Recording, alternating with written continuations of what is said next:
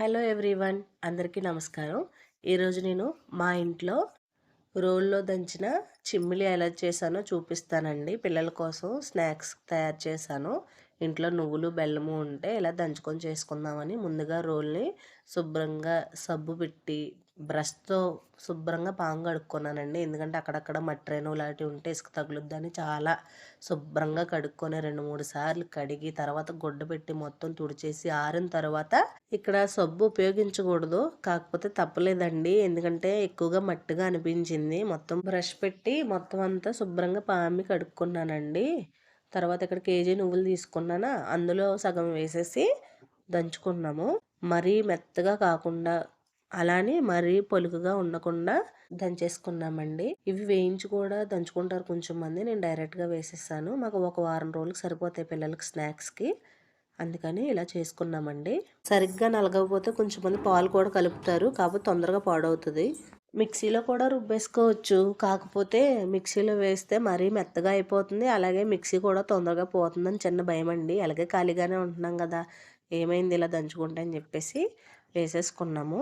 మీకు చూస్తున్నారు కదా, ఇలా పొడి పొడిగా ఇలా చూసుకున్నాము. మరీ మొత్తగా నలిపోకుండా.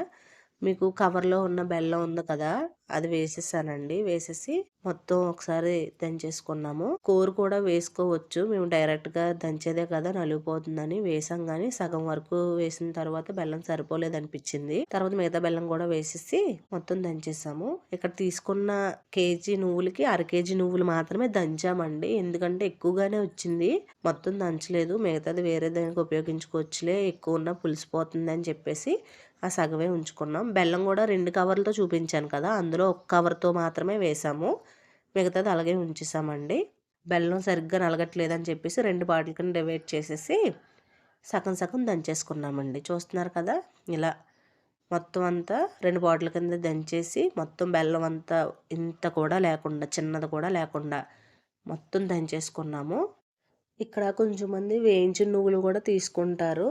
నేను వేయించలేదండి. వేయించి దంచి తీస్తే ఇంకేముంటుంది అందులో బలం అని చెప్పేసి డైరెక్ట్గా షాప్ దగ్గర నుంచి తీసుకొచ్చినవే వేసేసుకున్నాను. చూస్తున్నారు కదండి, ఎక్కడ కూడా చిన్న బెల్లం కూడా కనిపించకుండా మొత్తం అంతా దంచేసుకున్న తర్వాత ఈ విధంగా ఉండలు చుట్టేసాము. కొన్ని పెద్దగా చుట్టాను, కొన్ని చిన్నగా చుట్టానండి. ఎలా అయినా పర్లేదు, మన ఇష్టమే. మొత్తం అంతా చుడతా ఉంటే చేతులకి భలే ఆయిల్ అంటుతా ఉందండి. ఎందుకంటే న్యాచురల్గా మనం దంచి చేసాం కదా, అందులో ఆయిల్ రిలీజ్ అయితే మనకి చూడడానికి కూడా బాగుంటుందండి. కొన్ని పెద్ద ఉండలు, కొన్ని చిన్న ఉండలు చేసేసుకున్నాను. వీడియో అంతా పెద్ద ప్రాసెస్ అయినా ఫాస్ట్ మోడ్లో పెట్టి చిన్నగా చూపించానండి. ఏముందలే ఈ వీడియోలో అని దయచేసి అనుకోవద్దు. ఏదో నాకు తోచిన విధంగా చేశాను. వీడియో నచ్చితే లైక్, సబ్స్క్రైబ్ మర్చిపోవద్దు. నేను చేసిన దానికి ఇన్నైనాయి.